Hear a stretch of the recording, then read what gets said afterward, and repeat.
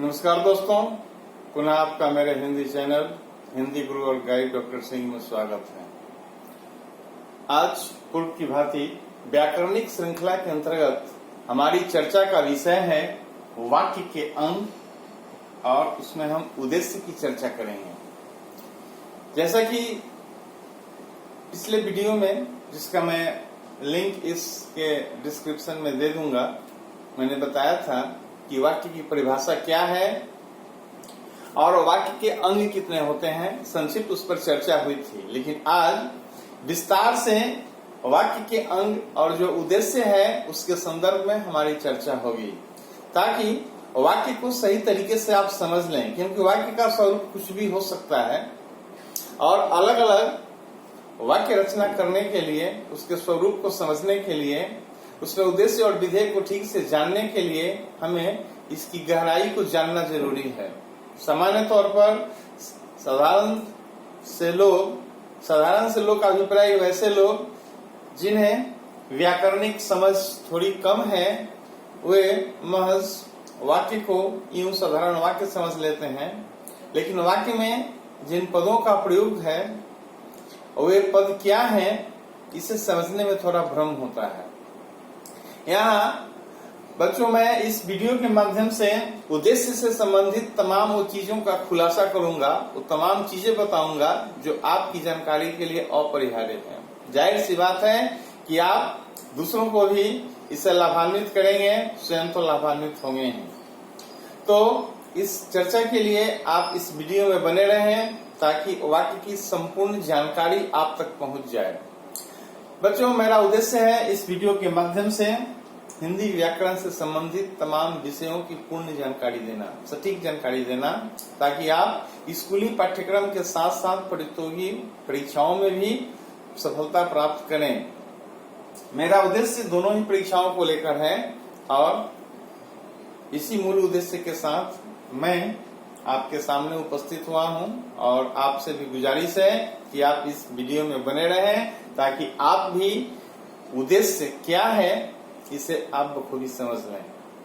जैसा कि चर्चा हुई है कि वाक्य के दो अंग होते हैं, एक है उद्देश्य, दूसरा है विधेय। उद्देश्य को इंग्लिश में सब्जेक्ट कहते हैं, विधेय को इंग्लिश में प्रेडिकेट कहते हैं। तो यहाँ पर यह जानना जरूरी है कि उद्देश्य के रूप में आखिर वो कौन कौन से पद हैं जो प्रयुक्त हुआ करते हैं। सामान्य तौर पर महज ये जानना ही पर्याप्त नहीं है कि वाक्य के दो अंग होते हैं, उद्देश्य और विधेय, और हम खास तौर से इतनी सी बात जरूर जानते हैं कि उद्देश्य का अर्थ है सिर्फ और सिर्फ कर्ता। बच्चों, यहाँ पर समझने की बात है कि कर्ता का प्रयोग जब वाक्य में होता है तो उसके स्थान पर महज संज्ञा का ही प्रयोग नहीं होता, बल्कि वे दूसरे भी पद आते हैं जो उद्देश्य की भूमिका निभाते हैं। तो इस गहराई को समझने के लिए हमें यह जानना जरूरी है कि उद्देश्य के रूप में संज्ञा भी आता है, सर्वनाम भी आता है, विशेषण भी आता है, क्रिया विशेषण भी आता है, क्रिया द्योतक भी आता है और वाक्यांश भी आता है। ये तमाम उद्देश्य के रूप में आते हैं।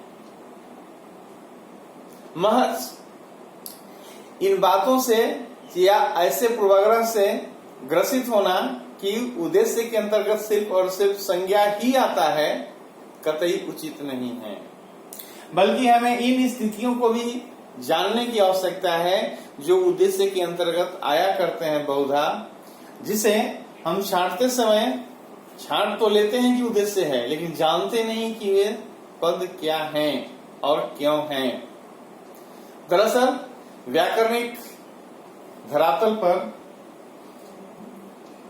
जहां व्याकरण की चर्चा हो रही हो, वहां तार्किक क्षमता का सहारा लिया जाता है, उदाहरण का सहारा लिया जाता है और तब हम निष्कर्ष पर पहुंचते हैं, विश्लेषण करते हैं। यहाँ इन तमाम चीजों को मैंने आपकी जानकारी के लिए, आपकी सहूलियत के लिए एकत्रित किया है ताकि आप इससे लाभान्वित हो सकें।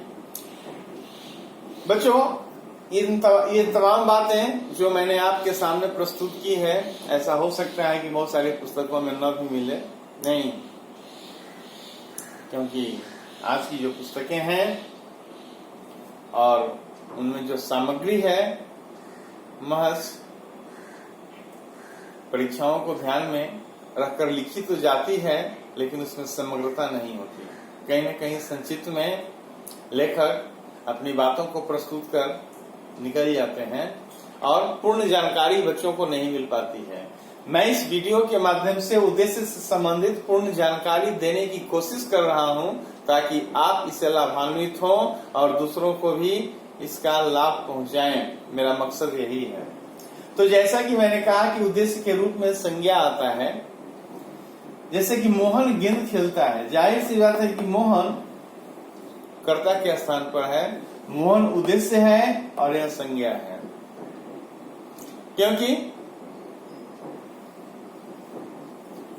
जो काम कर रहा होता है नहीं, उसे हम कर्ता के रूप में जानते हैं और यह उद्देश्य का हिस्सा है। जैसा कि मैंने बताया कि उद्देश्य के रूप में संज्ञा आता है। इस उदाहरण में मैंने संज्ञा का उदाहरण दिया है, मोहन गेंद खेलता है, मोहन संज्ञा ही है।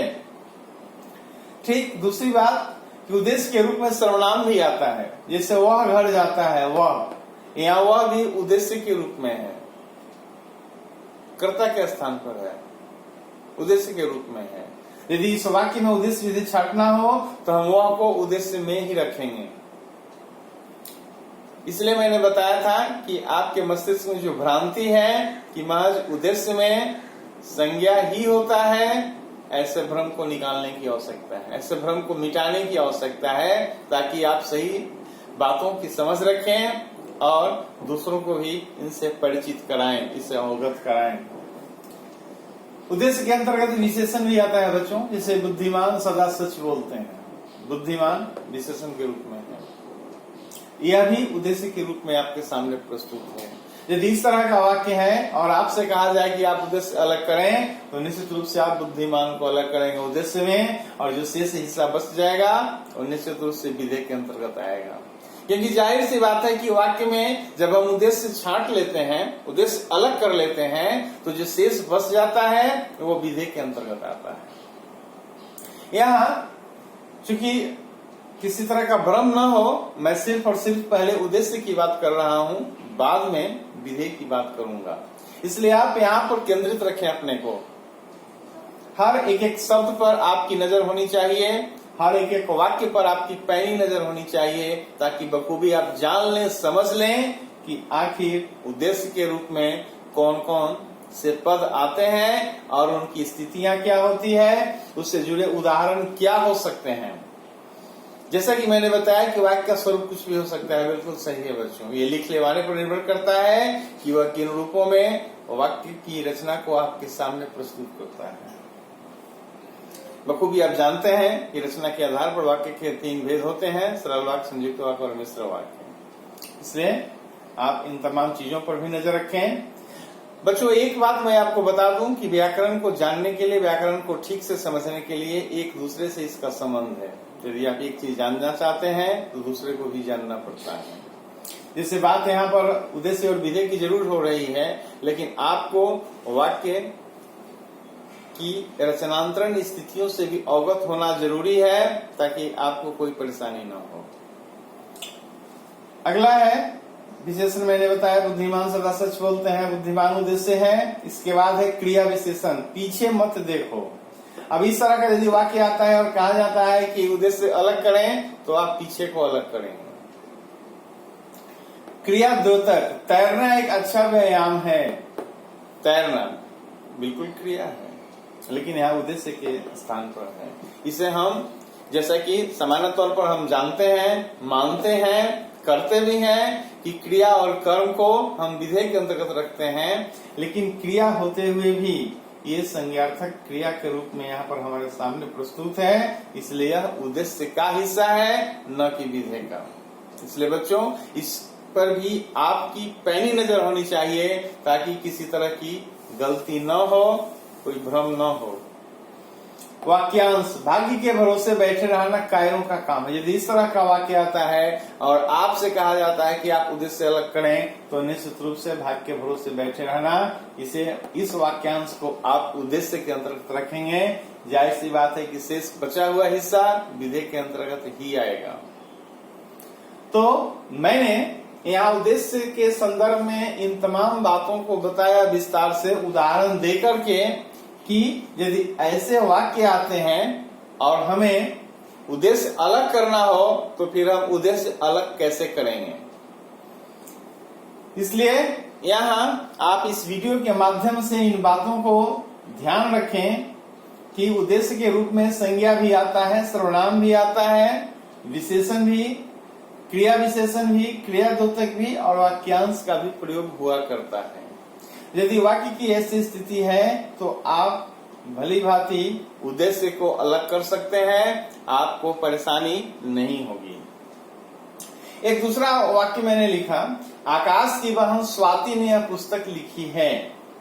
अब यहाँ पर गौर करने वाली बात है बच्चों कि इस वाक्य में आकाश की बहन स्वाति ने, जाहिर सी बात है कि आकाश की बहन विशेषण के रूप में प्रयुक्त हुआ है, यानी स्वाति कौन है तो वह आकाश की बहन है, यानी आकाश की बहन कर्ता का विस्तार है और इस वाक्य में कर्ता क्या है, स्वाति। यानी स्वाति की विशेषता आकाश की बहन पद जो है वो बता रही है। जाहिर सी बात है कि यहाँ कर्ता है और ये कर्ता का विस्तार है। तो वाक्य में कर्ता का विस्तार, कर्ता का विस्तार कर्ता की ही विशेषता बताता है और कोई काम नहीं करता। और जब हम उद्देश्य छांटते हैं तो दोनों को एक साथ लेते हैं, यानी कर्ता और कर्ता के विस्तार को हम उद्देश्य के अंतर्गत रखते हैं। इस तरह से सब्जेक्ट में यानी उद्देश्य में कर्ता और कर्ता के विस्तार दोनों ही आते हैं। हम ऐसा यहाँ कदापि नहीं करेंगे कि जब हम उद्देश्य विधेय अलग कर रहे हो तो आकाश की बहन को हम विधेय की तरफ ले जाएंगे। ऐसा करना बिल्कुल ही गलत होगा। इसलिए जानने की आवश्यकता है, समझने की आवश्यकता है बच्चों कि आकाश की बहन विशेषण के रूप में है और इसे हम कर्ता का विस्तार कहेंगे। और इस वाक्य में जो कर्ता है वह है स्वाति। इसलिए आकाश की बहन स्वाति ने ये हिस्सा उद्देश्य के अंतर्गत आएगा, क्योंकि उद्देश्य के अंतर्गत कर्ता भी आता है और कर्ता का विस्तार भी आता है। तो ये तमाम चर्चाएं हुई वाक्य के अंग उद्देश्य के अंतर्गत और मुझे उम्मीद है कि आप इन तमाम बातों को अपने मस्तिष्क में बिठाएंगे तो उद्देश्य को पहचानना कठिन नहीं होगा, बिल्कुल ही सरल होगा। बखूबी आप जान लेंगे, समझ लेंगे, छांट लेंगे वाक्य में कि उद्देश्य क्या है। अब बच्चों जो इस श्रृंखला की जो दूसरी बातें हैं दूसरे वीडियो में मैं आपके साथ शेयर करूंगा। तब तक के लिए मैं आपसे विदा लेता हूं। उम्मीद है ये वीडियो आपको पसंद आया होगा। पहले वीडियो का मैं लिंक इसके डिस्क्रिप्शन बॉक्स में डाल दूंगा, आप वहां देख लेंगे और निश्चित रूप से आप इसे शेयर करेंगे, लाइक करेंगे, सब्सक्राइब करेंगे ताकि नई नई जानकारी आप तक पहुंचती रहे। धन्यवाद।